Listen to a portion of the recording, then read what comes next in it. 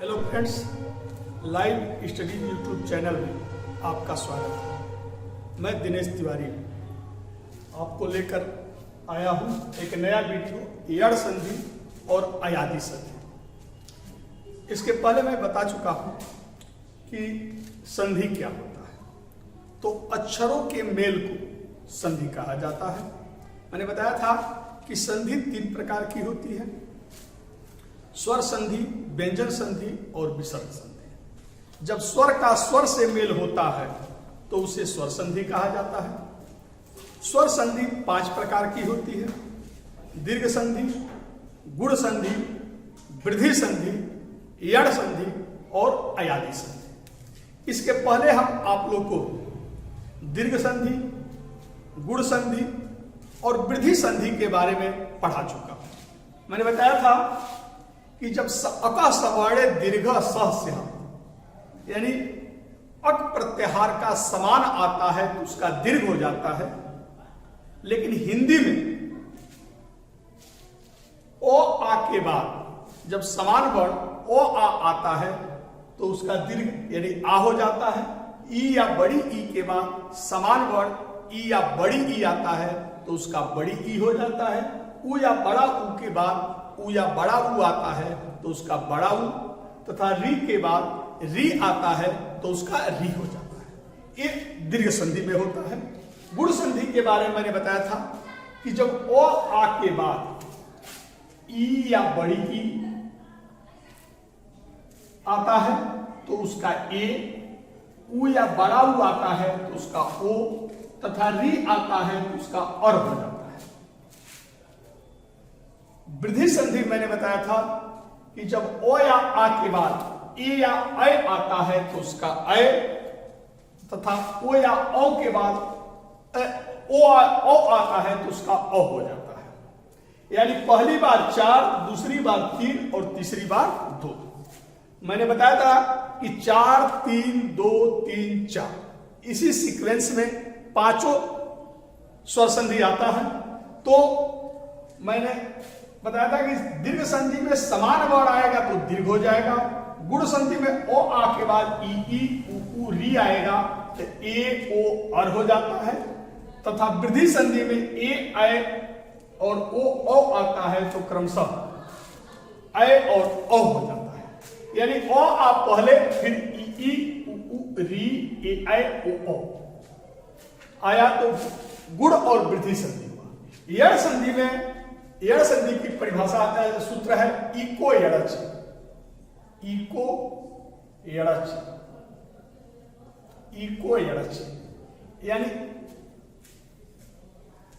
एक प्रत्याहार के बाद कोई असमान वर्ण आता है तो ई या बड़ी ई का य, उ या बड़ा उ का व, री का र और री का ल हो जाता है। लेकिन हिंदी में ई या बड़ी ई के बाद कोई असमान स्वर आता है तो यड़ संधि में ई या बड़ी ई का य, उ या बड़ा उ के बाद कोई असमान स्वर आता है तो उ या बड़ा उ का व, तथा री के बाद कोई असमान स्वर आता है तो री का र हो जाता है। यानी ई या बड़ी ई के बाद कोई असमान स्वर आएगा तो इस ई या बड़ी ई का य, उ या बड़ा उ के बाद कोई असमान स्वर आता है तो इस उ या बड़ा उ का व, तथा री के बाद कोई असमान स्वर आता है तो इस री का र हो जाता है।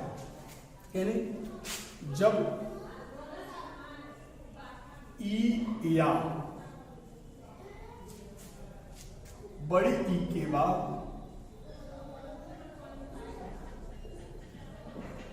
बड़ी ई के बाद कोई असमान स्वर, कोई असमान स्वर आता है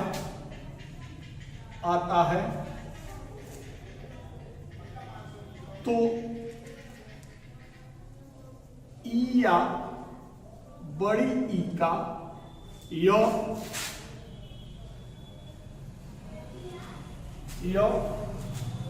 उ या बड़ा उ के बाद कोई असमान स्वर आता है, कोई असमान स्वर आता है स्वर आता है तो ऊ या बड़ा ऊ का व तथा री के बाद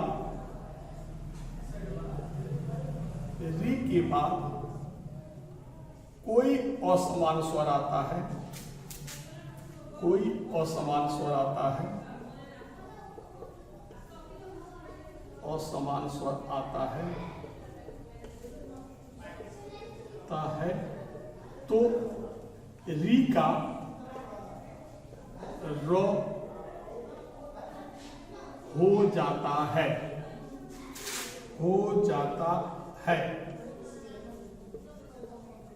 हो जाता है। तो ई या बड़ी ई के बाद कोई ई या बड़ी ई के बाद कोई असमान स्वर आता है तो ई या बड़ी ई का य, ऊ या बड़ा ऊ के बाद कोई असमान स्वर आता है तो ऊ या बड़ा ऊ का व, तथा री के बाद कोई असमान स्वर आता है तो री का र हो जाता है।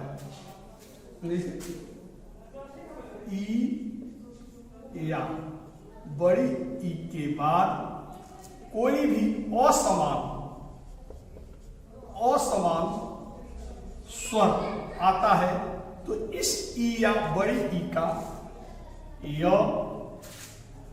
ऊ या बड़ा ऊ के बाद कोई असमान स्वर आता है तो इस ऊ या बड़ा ऊ का व तथा री के बाद कोई भी असमान स्वर आता है तो री का र हो जाता है।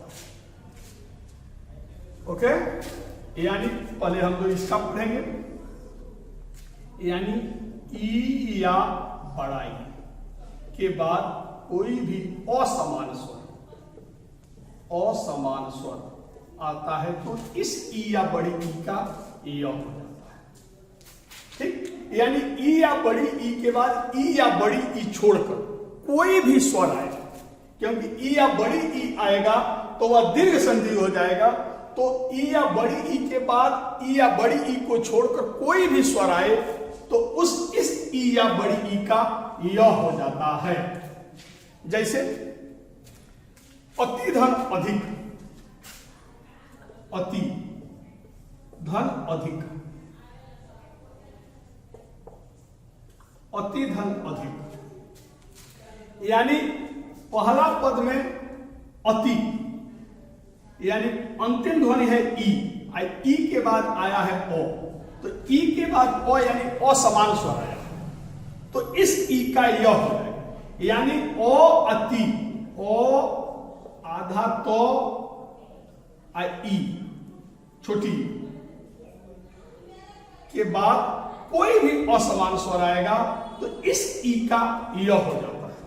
यानी यहां पर है ओ, अति में से ई हट गया तो यहां क्या बचा, मैं व्यंजन में पढ़ाया और व्यंजन तभी पूर्ण होता है जब उसमें स्वर मिल जाता है, और यहां पर व्यंजन से ती में से ई स्वर हटा दिया तो बचता है क्या, आधा तो।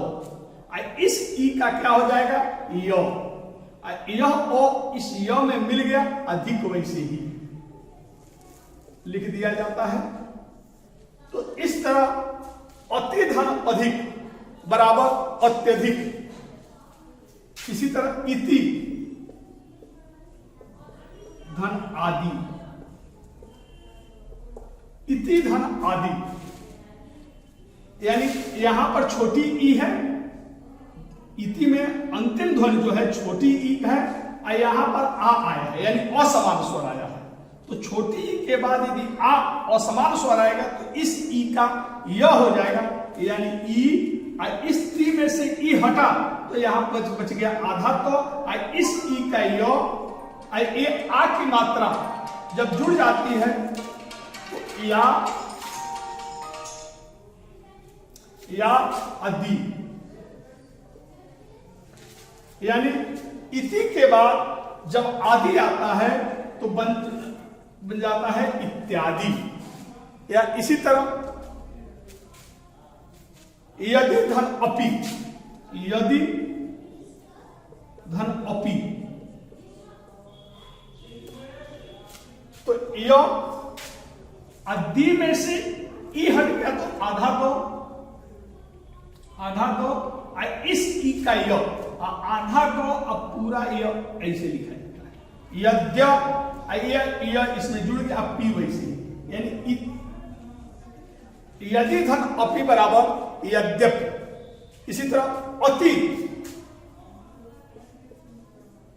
धन आचार,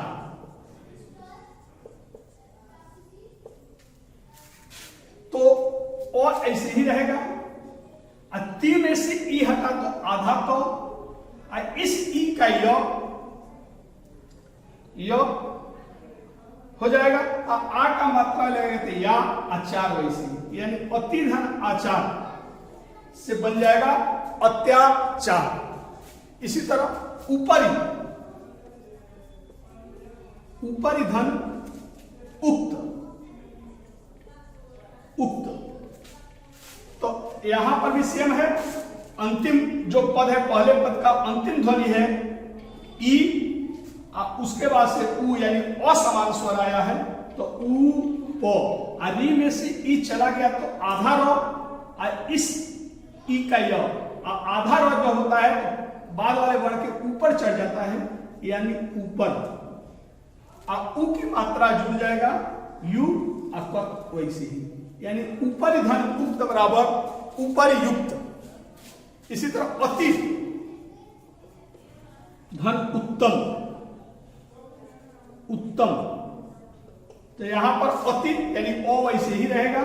अति में से ई हट गया तो आधा तो, युग, इस ई का य, उ की मात्रा जुड़ गई, अतम पूरा अत्युत्तम।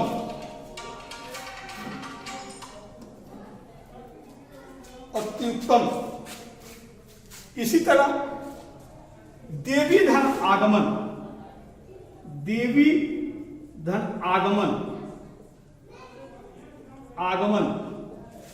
तो देवी में दे वैसे ही रहेगा। इस यहां पर बड़ी ई के बाद आया, बड़ी ई के बाद भी कोई असमान स्वर आएगा, तो इस बड़ी ई का भी यह हो जाएगा, यानी देवी में से बड़ी ई हट गया तो आधा दो, ई का या का मात्रा गमन वैसे ही, तो देवी धन आगमन बराबर दिव्यागमन। इस तरह आप लोग देख रहे हैं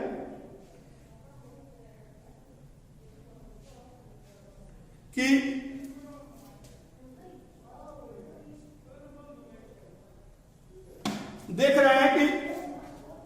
ई या बड़ी ई के बाद कोई भी असमान स्वर आएगा तो उसका क्या हो जाएगा, य हो जाएगा।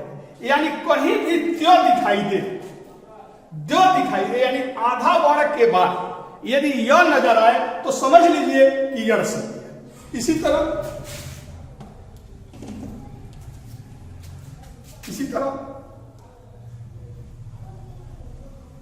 उ या बड़ा उ के बाद कोई भी असमान स्वर आता है तो उ या बड़ा उ का वह हो जाता है। उ या बड़ा उ के बाद, उ या बड़ा उ के बाद कोई भी असमान स्वर आता है, तो उ या बड़ा उ का वह हो जाता है। जैसे सुधन अच्छ,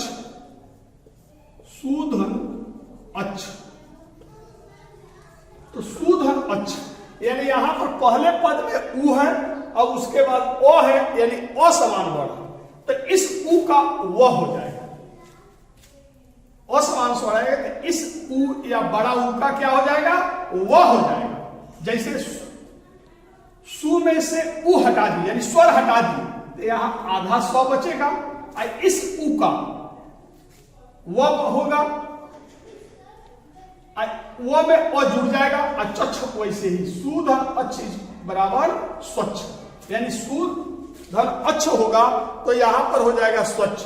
इसी तरह तो सु के बाद अगर आगत आए तो सु के बाद आगत आता है, यानी सु में अंतिम ध्वनि जो है उ, और उ के बाद आ आया यानी असमान आया तो उ का क्या हो जाएगा, वह हो जाएगा। यानी सु में से उ हटा दीजिए तो बचेगा आधा स्व, और इस उ का हो जाएगा वो, आ का मात्रा जुड़ जाएगा यहाँ स्वा, अगत वैसे ही लिख दिया जाएगा, यानी सु धन आगत बराबर स्वागत। इसी तरह मधु धन आलय, मधु धन आलय, तो मधु धन आलय यानी मधु के बाद आलय, यानी मधु में अंतिम ध्वनि उ है और उसके बाद आता है आ, तो उ के बाद असमान स्वर आएगा तो इस उ का वो हो जाएगा, यानी मो, अधु में से उ हटेगा तो आधा वो, उ का हो सॉरी आधा धो, आधा धो, इस उ का वो हो जाएगा, आ का मात्रा है तो मधवा, अलय वैसे मधु धन आलय बराबर मधवालय। इसी तरह वधु, वधु, वधु, वधु धन आगमन, आगमन। अगर वधु के बाद आगमन आता है तो यहां पर है बड़ा उ, बड़ा उ के बाद आता है आ, तो चाहे छोटा उ हो चाहे बड़ा उ, उसके बाद कोई भी असमान स्वर आता है तो छोटा उ या बड़ा उ का क्या बन जाता है वो। तो यहां पर बड़ा उ आया है, अब बड़ा उ के बाद से आ आया है तो यहां पर इस बड़ा उ का भी क्या बनेगा वो, यानी वो, अधु में से उ निकल गया तो आधा ध, और इस उ का हो जाएगा वो, आ की मात्रा लग जाएगी तो वा, आगमन वैसे ही। तो मधुधन आगमन बराबर वधुधन आगमन बराबर बध्वागमन। इसी तरह नि, री के बाद कोई असमान स्वर आता है तो री का र हो जाता है। री के बाद कोई भी असमान स्वर आता है तो री का र हो जाता है। री के बाद कोई भी असमान स्वर आएगा तो री का र, यानी री के बाद कोई भी असमान स्वर आता है, असमान स्वर आता है तो इस री का र हो जाता है। री के बाद कोई भी असमान स्वर आता है तो री का र हो जाता है। जैसे मातृ, मातृधन आज्ञा,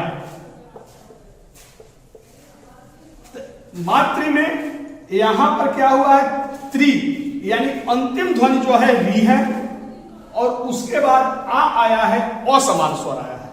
और जब री के बाद असमान स्वर आएगा, री के बाद असमान स्वर आएगा तो री का क्या हो जाता है रो, यानी कि मां,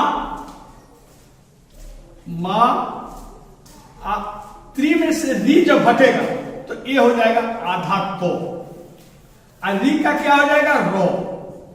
अब मैं व्यंजन पे आप लोग को पढ़ाया हूं कि आधा तो अब पूरा रो मिलता है तो त्रो, यानी आधा तो और पूरा रो को लिखा जाता है त्रो, त्रो, ये आ मिलेगा तो या त्रा अज्ञा, यानी कि इसको ऐसे लिख सकते हैं मां आधा तो अब पूरा रो, क्योंकि त्रि में से री हटा तो आधा तो, यह जब री का रो हुआ तो त्रो हो गया, यानी मां त्रो।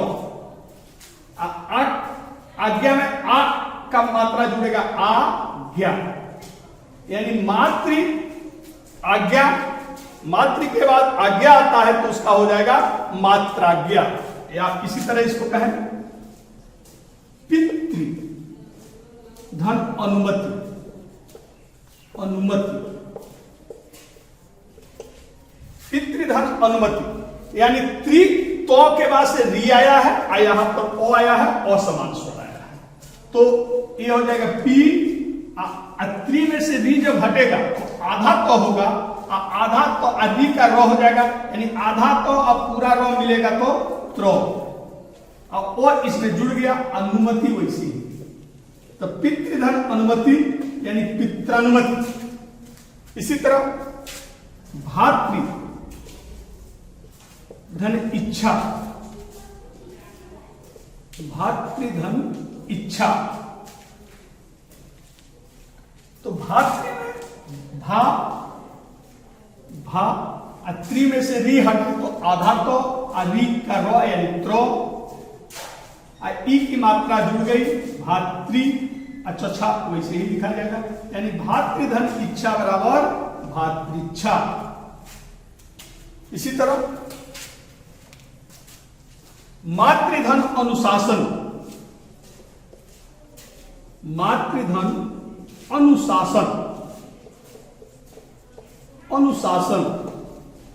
तो मातृधन अनुशासन तो यहां पर लिखा जाएगा मां,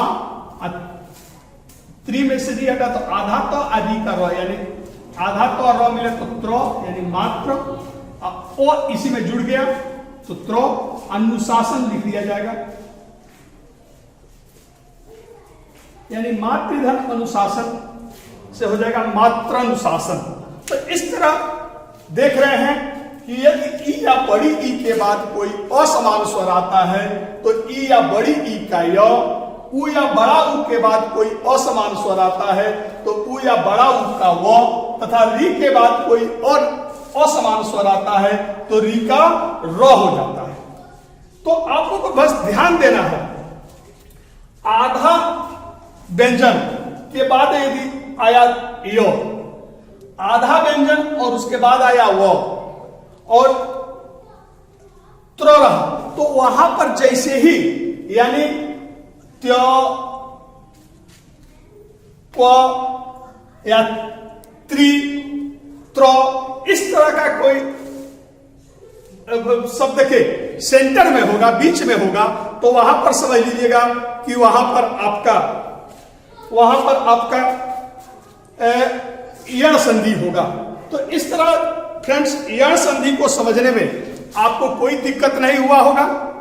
बस इतने ध्यान देना है कि यदि ई या बड़ी ई के बाद कोई असमान स्वर आएगा तो इस ई या बड़ी ई का य, उ या बड़ा उ के बाद कोई असमान स्वर आएगा तो इस उ या बड़ा उ का व, तथा री के बाद कोई असमान स्वर आएगा तो री का र हो जाएगा।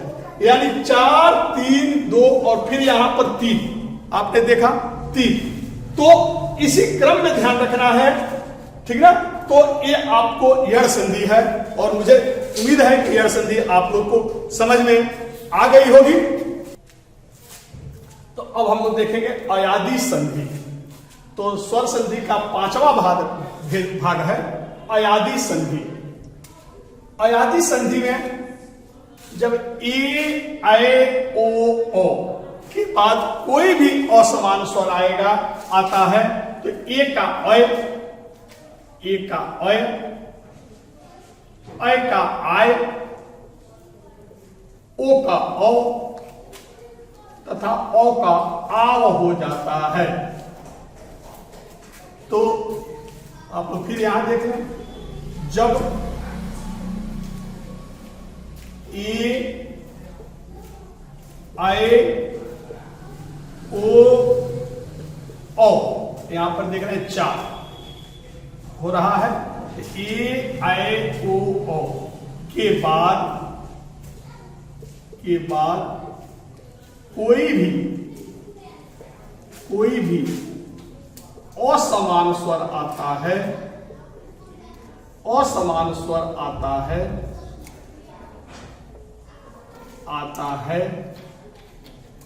तो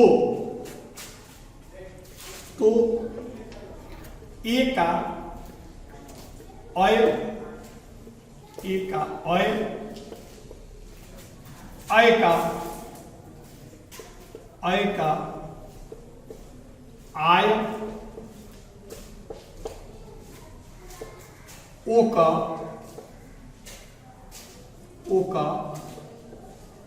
औ तथा औ का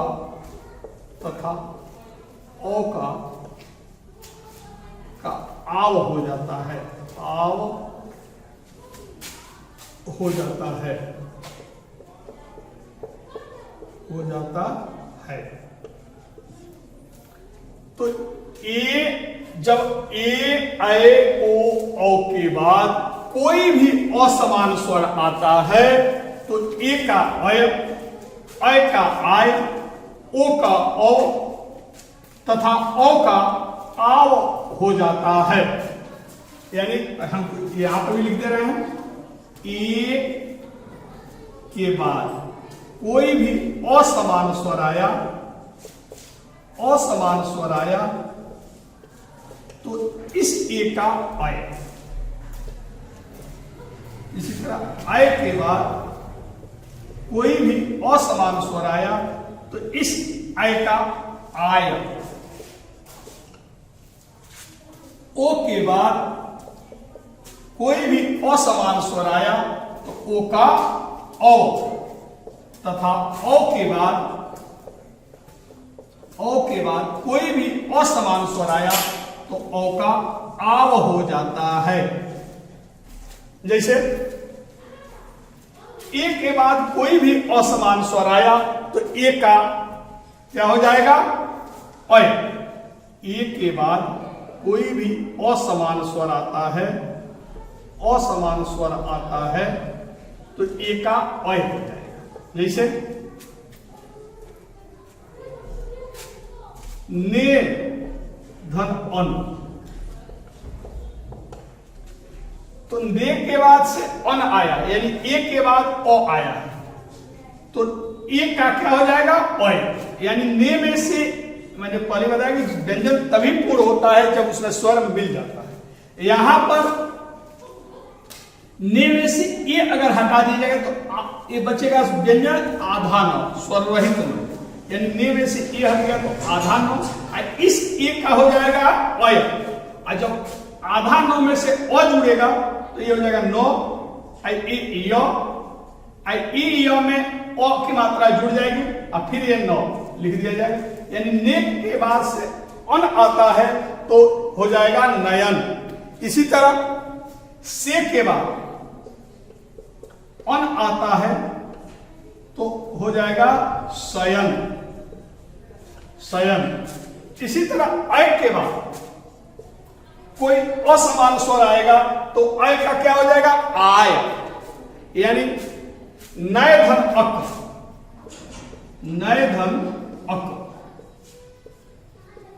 तो नय में से यानी ऐ है, नौ में के बाद से ऐ ध्वनि आया है तो यहां पर ऐ के बाद से ओ आया है, यानी असमान ध्वनि आया है।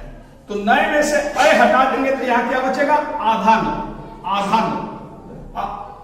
ऐ का क्या हो जाएगा, आय, यानी आय। तो ये आ की मात्रा जुड़ गई तो ये बन गया ना, ये य लिख दिए तो हो गया ना य। इस य में यह अ जुड़ गया, क फिर वैसे ही लिख दिया जाएगा। यानी नय धन अक बराबर नायक। इसी तरह गए धन अक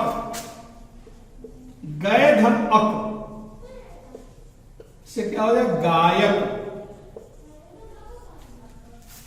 इसी तरह नय धन इका अगर लिखते हैं तो नय में से ऐ हटा दिए तो आधा नौ, ऐ का आय हो जाएगा आय, यानी नाय। ई की मात्रा जुड़ जाएगा, नाई का। नय धन इका बराबर नायिका। इसी तरह गए धन इका गायिका। इसी तरह आप देखेंगे ओ के बाद यदि असमान स्वर आएगा तो ओ का हो जाएगा औ, यानी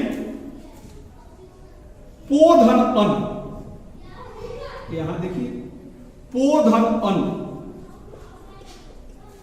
तो ओ में से यानी यहां पर अंतिम ध्वनि ओ, और ओ के बाद ओ आया है यानी असमान स्वर आया। तो ओ में से ओ अगर हटा देंगे तो ओ का क्या हो जाएगा, औ हो जाएगा। तो पो में से ओ हटा दिए तो आधा पो, ओ का हो जाएगा औ, तो बन जाएगा पो। ए और इस व में जुड़ गया अन्नो,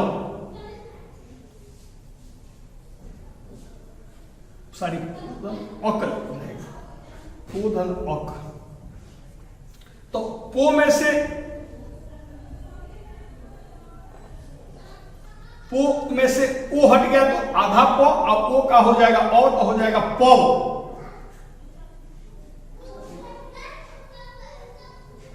थोड़ा सारी मिस्टेक हो गया, पो धन अन सही था। तो पो में से पव हो जाएगा, वो में ए और जुड़ जाएगा, अन्न लिख दिया। पो धन अन बराबर पवन। भो धन अन, भो धन अन, भो धन अन। तो भो में से ओ हट गया तो आधा भ, अब ओ का हो जाएगा और तो हो जाएगा भ व, ए ओ इस व में जुड़ गया अन्न। भो धन अन्न बराबर भवन। इसी तरह भो धन उक, भो धन उक, तो भो भ धन उक। तो इसी तरह हो गया। औ के बाद कोई असमान स्वर आता है तो औ का आ हो जाएगा, तो भ धन उक। तो भ में से अ हटा दिए तो आधा भ, औ का हो जाएगा आव, हो जाएगा भा व, ये उ की मात्रा जुड़ जाएगी आ क। तो भ धन उक से क्या हो जाएगा भावुक। नौ धन इक, नौ धन इक। तो नौ में से ओ हटा दिए तो आधा नौ, और ओ का हो जाएगा आव तो हो जाएगा ना व, एक ई की मात्रा जुड़ जाएगा तो नावी क। तो नौ धन इक बराबर नाविक। ध धन अन, इसी तरह ध के बाद अन आता है तो क्या हो जाएगा, ध में से ओ हट गया तो आधा ध, ओ का हो जाएगा धाव, और वो में अन जुट गया अन्न। ध धन अन बराबर धावन। ध धन अन बराबर धावन। ठीक है। तो इस तरह आप देख रहे हैं कि ए ऐ ओ औ के बाद कोई भी असमान स्वर आता है तो ए का ऐ का आय, ओ का औ का आव हो जाता है। तो ये हुआ फ्रेंड्स अयादी संधि। तो इस तरह फ्रेंड्स हम लोगों ने स्वर संधि के पांचों भेद पढ़ दिए। यहां पर एक चार्ट के माध्यम से हम समझा दे रहे हैं, उसके बाद स्वर संधि में कभी भी कोई प्रॉब्लम नहीं होगा। ये आप लोग उतार दिए होंगे, इसको अब हम मिटा दें और फिर पूरा स्वर संधि का एक हम चार्ट बना दे रहे हैं। ये चार्ट आप लोग उतार लेंगे तो आप लोग को स्वर संधि समझने में बहुत ही सरलियत हो जाएगा, बहुत आसान हो जाएगा। तो आप लोग देखें कि कितना स्वर संधि आसान है। इतना एक बार इसको दिमाग में समझ में आ गया तो कभी जीवन में आप लोग को स्वर संधि नहीं भूलेगा। जैसे पहला संधि है दीर्घ संधि। दीर्घ संधि, दीर्घ संधि में मैंने बताया था कि जब समान वर्ण आता है तो पहला है दीर्घ संधि। दीर्घ संधि मैंने बताया था कि जब समान वर्ण आता है तो उसका दीर्घ हो जाता है। पहले में मैंने बताया कि 4 3 2 3 4। तो यहां पर देखें ओ या आ के बाद ओ या आ आता है तो उसका दीर्घ यानी आ हो जाएगा। इसी तरह ई या बड़ी ई के बाद ई या बड़ी ई आता है तो इसका भी दीर्घ हो जाएगा, बड़ी हो जाएगा। ऊ या बड़ा ऊ के बाद ऊ या बड़ा ऊ आता है तो इसका हो जाएगा बड़ा ऊ। तथा री के बाद री आता है तो इसका भी री हो जाएगा। यानी यहां पर आप देख रहे हैं कि जब समान वर्ण आता है और आ के पास समान ओ आ आता है तो दीर्घ आ हो जाता है। ई या बड़ी के बाद ई या बड़ी यानी समान वर्ण आता है तो इसका बड़ी यानी दीर्घ हो जाता है। ऊ या बड़ा ऊ के बाद कोई समान वर्ण ऊ या बड़ा ऊ आता है तो उसका दीर्घ यानी बड़ा ऊ हो जाता है। अब बड़ा री चूंकि होता नहीं है तो री के बाद री आता है तो री हो जाता है। यानी यहां पर है 4 तो समान वर्ण जब आया तो उसका दीर्घ हो गया। दूसरा संधि मैंने आप लोगों को पढ़ाया था गुण संधि। गुण संधि, अब ध्यान दीजिएगा गुण संधि और वृद्धि संधि में ओ पहले कर दीजिएगा और उसके बाद ई उ ऊ री ए ऐ ओ बाद में कर दीजिएगा, तो गुण और वृद्धि संधि हो जाएगा। यानी ओ या आ के बाद, ओ या आ के बाद, ओ आ के बाद क्या आता है, ई या बड़ी, ई या बड़ी ई आता है, तो इसका ए। फिर इसी तरह ओ या आ के बाद उ या बड़ा उ आता है, तो उसका ओ, तथा ओ या आ के बाद री आता है, तो उसका र हो जाता है। तो 4 3 यानी ओ आ के बाद ई उ री आता है, तो उसका क्रमशः ए ओ और हो जाता है, और हो जाता है। इसी तरह तीसरा है वृद्धि संधि। अब इसी को आगे बढ़ा दिया गया तो बन गया क्या, वृद्धि संधि। तो ये हो गया वृद्धि संधि। वृद्धि संधि यानी ओ या आ के बाद, अब यहां पर 2 ओ या आ के बाद क्या आता है, बचा क्या, ए ऐ ओ। तो ए या ऐ आता है, तो उसका ऐ, ओ या आ के बाद ओ या ओ आता है, ओ आता है, तो उसका ओ हो जाता है। ये हुआ आपका वृद्धि संधि। अब पहले क्या किए, ओ आ, उसके बाद ई उ री ए ऐ ओ। अब इसी को पलट तो बन जाएगा यण संधि और अयादि संधि। यानी चौथा संधि जो है वह यण संधि,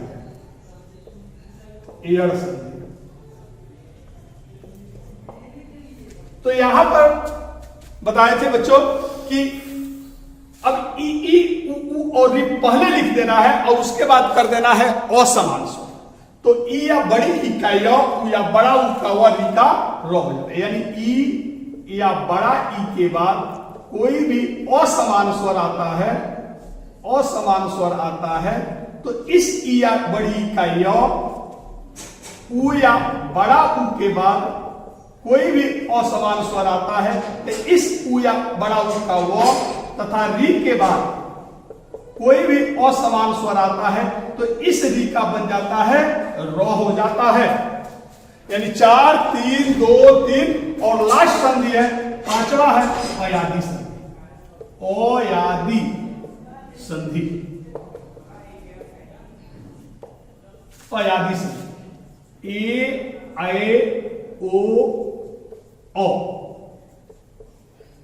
ओ। तो ए के बाद असमान स्वर आएगा, असमान स्वर आएगा, तो इस ए का अय, आय के बाद असमान स्वर आएगा, तो अय का आय, ओ के बाद असमान स्वर आएगा, तो ओ का औ, और ओ के बाद असमान स्वर आएगा, तो ओ का आव हो जाता है।